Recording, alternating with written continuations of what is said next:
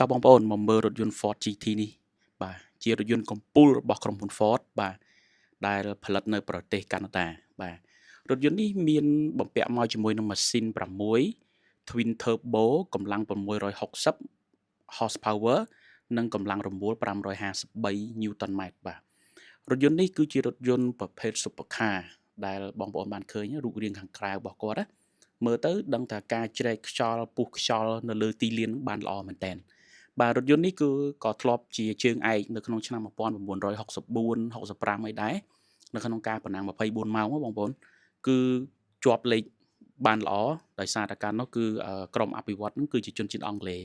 តែក្រោយមកឆ្នាំ2017រថយន្តនេះក៏បានយកមកផលិតនៅប្រទេសកាណាដាវិញបាទដោយផលិតដោយក្រុមហ៊ុន Ford តែម្ដងបាទនៅប្រទេសកាណាដា